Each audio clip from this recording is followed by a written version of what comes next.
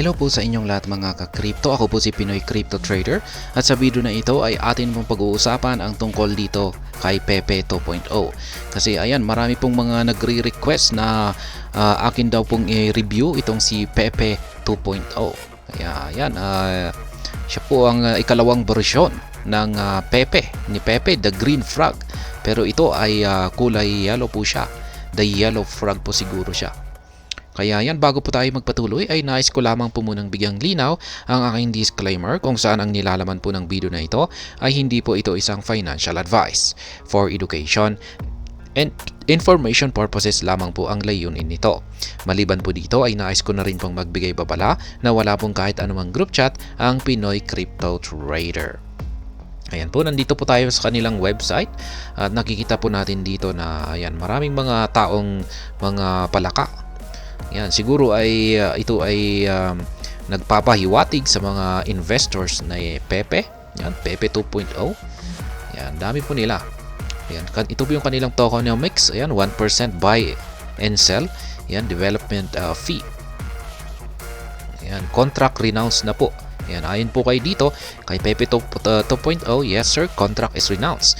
Kapag sinabi po nating na-renounce yung kanilang contract, ay ibig sabihin ay yung kanilang smart contract ay hindi po hawak ng developers. Yan, ibig sabihin ay decentralized na po siya. Hindi na po kayang kontrolin ng developer yung supply ni Pepe. Kaya yan po yung kanyang supply. Ayan, ilang digits ba yan? 3, 6, 9, 12, 15. Ayan, 15 digits. Slap that buy button. Ayan. Buy now. Ayan po ang yan po ganyan po yung kanilang website. Ito naman po yung kanilang X account. Ayan, meron po silang 28.8k na followers. At ito po yung kanilang naka-pin post. Ayan, nagpapakita po sa kanilang mga official website. Ayan yung kanilang official website, Telegram, at saka yung kanilang mga chart, Uniswap. Ayan. Kung interesado ka po rito kay Pepe 2.0, ito po yung mga official links nila. Ayan, huwag ka pong maghanap pa ng ibang mga source of links dyan kasi ito na mismo yung naka-post na mga official links nila.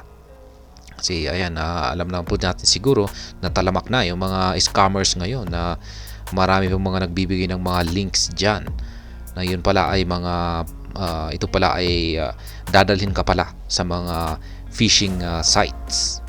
Ito naman po yung kanilang latest na post. Ayan, billions for Pepe 2. Pepe 2.0. Ayan, the people's Pepe. Ayan. Road to billions. Pepe 2.0 is the people's Pepe.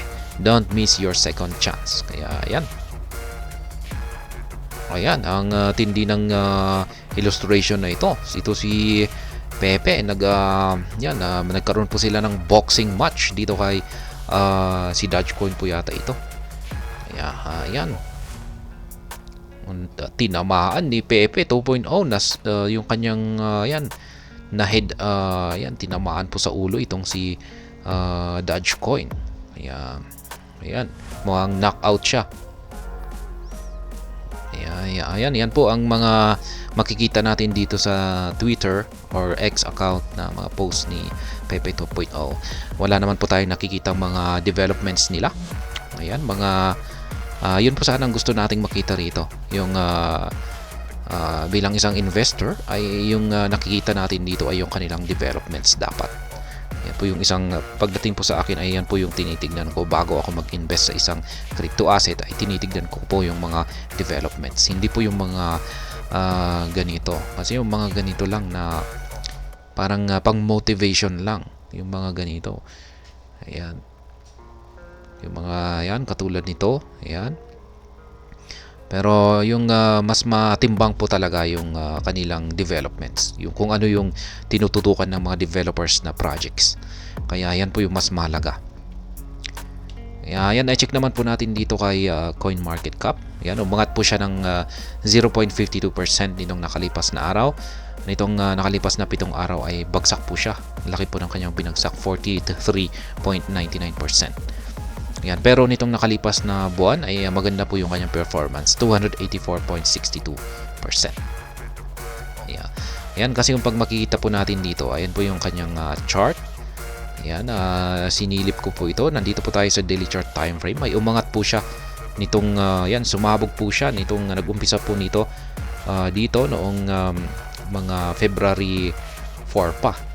Ayan, tapos unti-unti po siyang umaakyat. Tapos dito na po siya nagkaroon ng, nagpakita ng matinding performance noong February 20 kung saan ay sumabog po siya rito at ayan, umakyat po siya, pero tumama na po siya rito sa isang trend resistance line natin dito at ayan, marami na pong nag-take profit dito, kaya bumagsak po siya at muling bumalik dito sa support line natin dito sa 70.80. Pero pag yan, magpapatuloy kung ito ay muling aakyat, ay yan, patatamaan po niya ulit yung ating trend resistance line dito.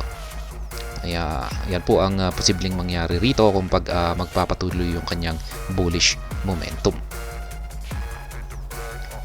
Kaya yan, ngayon ay ang aking review naman dito. Ang masasabi ko naman po dito kay Pepe 2.0 ay meron naman po siyang potensyal na lumago. Ayan, at maliban dito ay yan nga, sinabi ko kanina ay marami pong nagre-request na i-review ko itong si 2.0.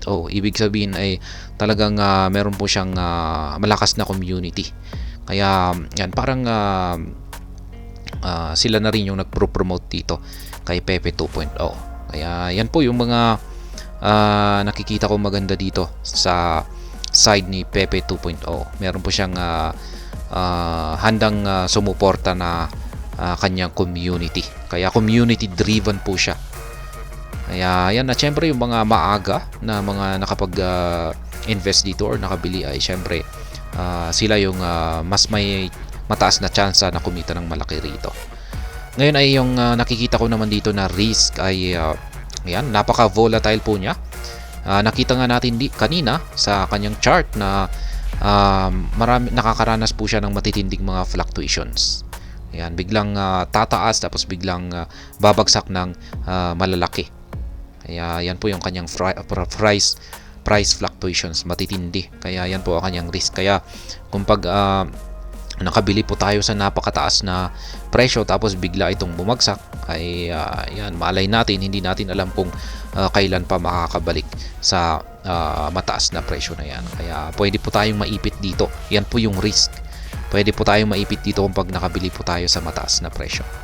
At maliban po rito ay limited lang yung kanyang mga use cases. Yan, syempre bagong-bago pa lamang kaya wala po siyang gaanong mga gamit. Yan, lalong-lalo na at isa po siyang meme coin. Kaya ayan, at gaya nga ng yan nga yung tinitignan ko kanina sa kanyang Twitter o sa kanyang X account kung meron po siyang kung meron pong tinututukan ang mga developers nito na mga projects, pero mukhang sa kasalukuyan ay wala pa. Kaya ayan po yung isang bagay na nakakabahala.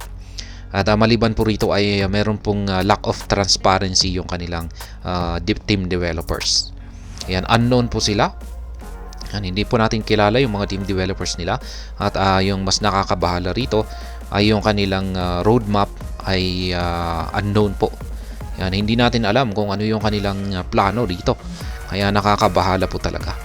Kaya yan lamang po yung nakikita ko rito. Yan ang aking naging review rito kay Pepe 2.0. Yan, masasabi ko ay invest what you can afford to lose na lamang po rito kay Pepe 2.0. Kaya ayan, may chances na pwede tayong kumita ng malaki rito, pero mataas na rin po yung risk. Kaya ayan, hanggang dito na lamang po tayo sa video na ito. Sana po ay inyong nagustuhan ang aking paliwanag sa video na ito. Kung inyo po itong nagustuhan ay pakiclick lamang po ang like button nito. Para naman po sa mga bago lamang dito, kayo po ay aking inaanyayahan para mag-subscribe. Pakiclick na rin po ang bell icon nito dahil ito po ang siya magsisilbing notification nito sa mga bago kong videos na akin pong ina-upload sa aking YouTube channel na ito. Marami pong salamat sa panonood, ingat po tayo lagi at God bless po sa ating lahat.